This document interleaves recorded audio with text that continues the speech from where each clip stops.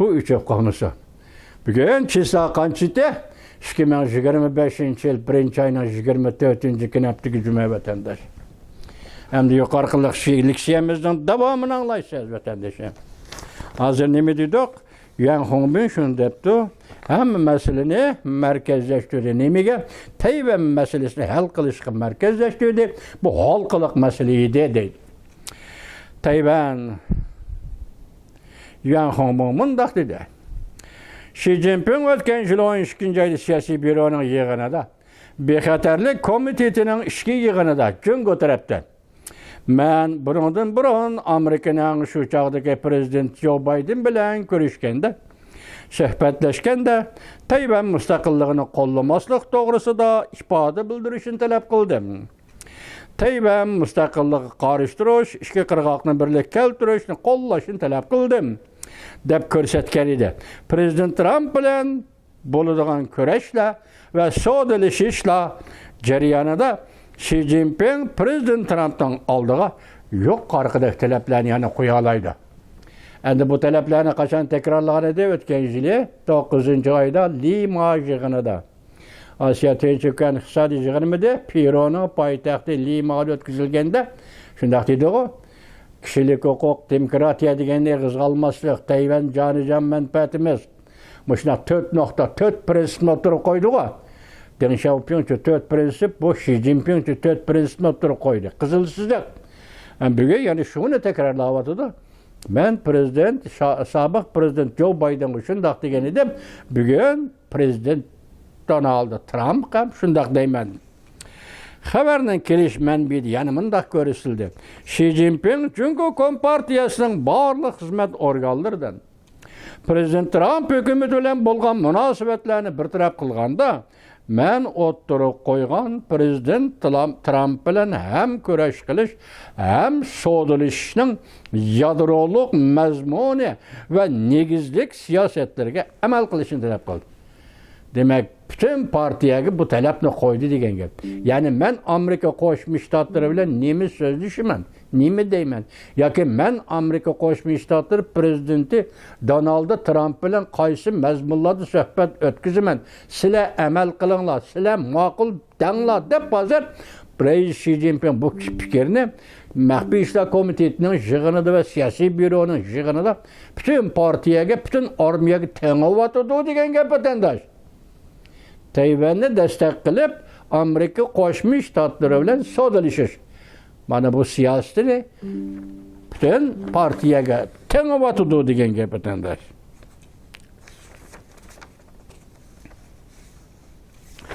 Bu Taşkı İşler Ministerliği uçuk, aşkar ve başka önümlük yolla arkalık Prezident Trump hükümeti azaları hatasız düşündürmesliği gerek ki Prezident Trump Tayvan müstakilliği karıştırmen dep ifade bildirse ve iki kırgakның yak Tayvan Cumhuriyeti'nin birlikte kelişini kollayman dep ifade bildirseler başka sodalışa sahalarda muvaffak hatta intayin zor mesele boyunca Beycan yol koyuyor.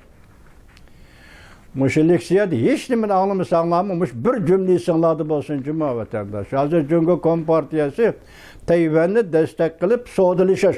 Amerika ile sodalışığı öttiği deydi.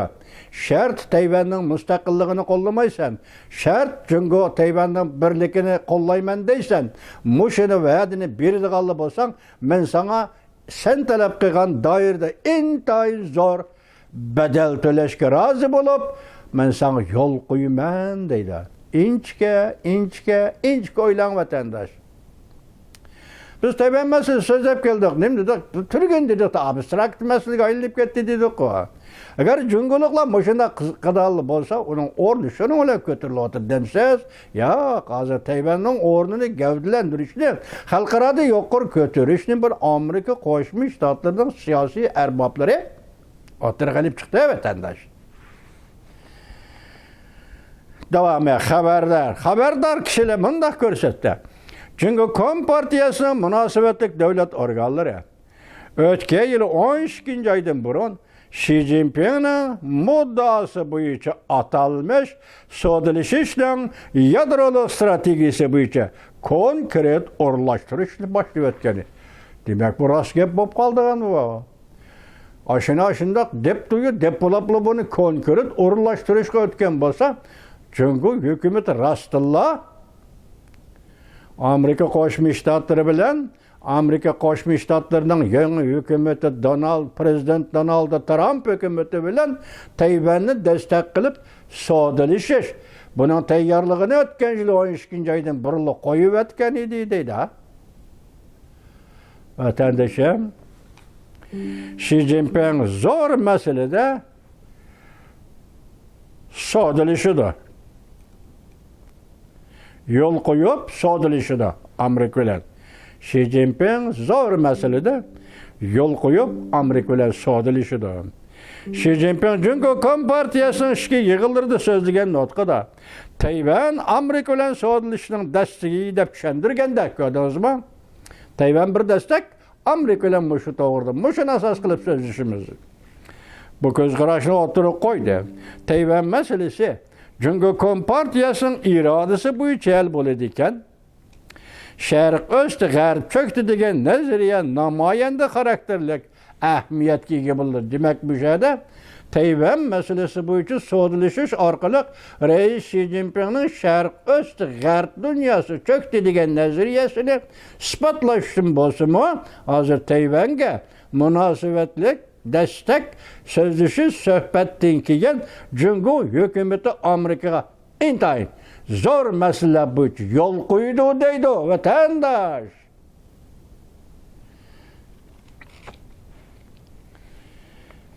Xi Jinping mundaq hesapladı. Eğer bu so'dalishish vujudga chiqadigan bo'lsa, buning uchun eng zo'r bedel to'lasakmi arziydi. Anladınız mı vatandaşım? Anlap durun vatandaşım, anlap durun. Bana endi qarab turun manınğa. Mavzu Amerika Qo'shma Shtatlar Davlat Majlisi ishki partiya mansublari qonunlarga o'tirib qo'yib, Cumhuriyetga normal sodiri e'tibor berish va azroq normada xalos qilish muomalasini to'xtatish talab qildi. To'xtatishni talab qildi. Mavzuli xabar 1-oyning 24-kunü Amerika ovozining Xitoy til programmasi e'lon qilindi. Xabar bundoq boshlandi. Material sizdan vatandaşlar. Buni tahlil qilib bo'lmadi. Avval material eroniki tahlil qilsa qarjiydi. Amerika Qo'shma Shtatlari Davlat Majlisi 1-oyning 23-kunü qonunlarga o'tirib qo'yib, Cumhuriyetga Amerikada sodiri e'tibor berish o'rnini bekor qilishni bosqichma-bosqichga bo'lib, yuqori normada tamojni bo'yicha qo'yishni hamda Cumhuriyetdan import qilingan tovar mallar bahası tuvan tovar mallarga az normada xalos qilish yoki boj kechirim qilish muomalasini amaldan qoldirish qonun loyihasida talab qilindi. Demak, arzon mallar qo'yilgan bojni talab qilsangmi bekor, buni bekor qilamiz. Sodiq e'tibor berishni, o'rni berishni, buni bekor qilamiz. Qonun loyihasi diqqatda intayin cho'ng siyosat jumma vatandosh. Cumhuriyetga qaratgan intayin cho'ng siyosat 2000-yili Amerika Qo'shma Shtatlari bu sodiri e'tibor berishni Cumhuriyetga taqdim qildi. Bugun 24 yil vatandosh Amerika Qo'shma Shtatlari bu siyosatni bir Cumhuriyet tarafdan hech qanday natijaga erisholmadi vatandosh. Shunga bugun bu qonun loyiha va bu siyosat Amerikacha aytganda intayin zo'r qonun loyiha, Amerikacha aytganda intayin cho'ng siyosat vatandosh. Davlat Majlisi 2000-yili Cumhuriyetga normal sodir e'tibor berishni tasdiqlagan edi. Va Cumhuriyetning Dunyo sud tashkilotiga a'zo bo'lib kirishiga yo'l tuzlab bergan. Lekin Amerika orqa-orqadan shuni ko'rib yetdiki, Cumhuriyet hukumati Cumhuriyet iqtisodida muhim rol o'ynab, shirkatlarga to'liqlama qo'shib berib, Dunyo savdo tashkilotidan iborat savdo organlarining nizomnomalari xiloflik qildi. Prezident Donald Trump Cumhuriyetning Amerika savdosida ta'sir paydo qilganligini izchil tanqidlab kelgan edi. Qonun loyiha Avam palata a'zosi Jungo masalasi bo'yicha favqulodda komitetining raisi Jon Molliner bilan Demokratlar partiyasi mansubi Tom Sozi birlikda o'tirib qo'ydi. Ikki nafar Cumhuriyetçiler partiyasi mansubi senator Tom Cotton bilan senator Jim Bankes bu qonun loyihaning Kengash palata nusxasini tayyorladi. Favqulodda komitetining raisi Jon Molliner mundaq ko'rsatdi. Jungoga sodiriy e'tibor berish munosabati Jungodan import qilish dolqinini qo'zg'agan edi. Demak, sodiriy e'tibor berish nima bo'ldi? Amerika Jungodan adab import qilish, adab mal sotib olish, adab import qilish bu orqali qanday nima bo'ldi? Amerika Qo'shma Shtatlarining sanoatiga ziyon yetdi. Amerika Qo'shma Shtatlar xalqining ishga o'rinlashish ish o'rniga ta'sir etdi. 24 yillik natija bu shu bo'ldi edi. Amerikaning sodasini Amerikaning birinchi darajalik raqobatchisi Jungoni tahdidiga uchratdi. 24 yildan beri. Bu bir meydan tabuka mag'lub bo'ldi. Molliner bir parcha bayonotida shunday ko'rsatdi. Bugun biz o'tirib qo'ygan bu qonun loyiha Amerikaning davlat bexatarligini kapolatga qiladi. Ta'minlash liniyasining avrishimligini ko'paytirdi va sanoat kuchaytirdi va sanoat sohasi ish o'rnini Amerikaga qaytarib keladi. Ittifoqdosh davlatlarga qaytarib keladi. Prezident Trump qat'iy niyatga keldi. Jungo bilan o'tirdiki parda sapsatani yirtib tashlaydigan bo'ldi. Mana endi bizga kichik xabarlarimiz juma. Jungo bilan Amerika o'tirishdagi padishapni yirtib tashlaydigan bo'ldi. Yana bir turlik harbiy tayyorliklar musobaqasi. Jungo kompartiyasini qit'alar aro og'dirib tashlash, ya'ni qit'alar aro musobaqa desangiz bo'ldi. Jungo kompartiyasi o'ynaydigan kartalarni axlatga aylantirish. Qancha tomosha bo'yicha qo'yish bu ancha muhim emas. Suhbat dastaklari bu muhim masaladir. Chekinib chiqish Jungo kompartiyasining so'zlash huquqini bekor qilish deganlikdir. Xalqaro sayyoh tashkilotidan chekinib chiqish. Fransiya havo klimat kelishimidan chekinib chiqish. Yani shunday chekinib chiqishlarning hammasi hayron qoladigan ish emas, tushundingizmi? Bu so'rovlarda Jungoning so'zlash huquqini paydo qilish. Ko'rdingizmi? Mushu so'rovlarda men o'ltirib sen bilan mushu masalalar to'g'risida so'zlashimanmi? Kim beribdi sana bunday huquqni? Chiqatdim bunday tashkilot. Mana bugun chiqib ketish, chekinib chiqish degani Prezident Donald Trumpning Jungoga xalqaro jamiyat so'zlash huquqi bermaslik. Bunda gapga vatandosh deganlikdir. Jungo Rossiya munosabatini muvaffaqiyatli buzib tashlash. Endi hozir keldiki Jungo bilan Rossiyaning munosabatini buzib tashlash qaysi yo'l bilan bo'lsin, bular o'tirishga birlik, saxta birlik bo'lsin, rost birlik bo'lsin, buzib tashlash. Çünkü Rusya ile Xitoy ittifoqligi bütün dünya uchun bir aytganda bir tahdid.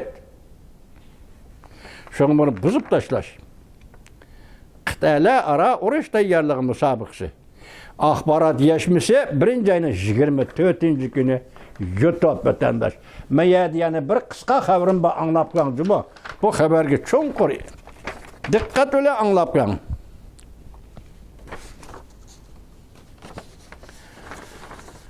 2025 yıl Jungo devletiga haqorat yetib keladigan bir yil. Undan keyin bir qator huquqdan ayrilib qolish, davlatga haqorat keltiradigan voqealar yuz berdi. Ko'rdingizmi? Bu yerda huquqdan ayrilib qolish, shaxsiylar qaysi bir huquqdan ayrilib qolamdi yoki davlat qaysi bir ma'muriy rayondan ayrilib qolamdi. Intayin yushuron. Gap intayin yushuron vatandosh. Jungo huquqdan ayrilib qolish, ya'ni davlatga haqorat keltiradigan huquqdan ayrilib qolish. Bana qarab turing ha. Bundan keyin 25-yildan boshlab Jungoga munosabatlik nait zor vakalar arka yüz verdi. Kızıl Paşa qoğduqçılarının közlerdeki köz yaşma ekip tügüdü. Cansınca birinci ayının 23. günü. Şendiniz mi dostum? Maniken, müşündakken dünya mına. Dünya, hani müşündakken dostum.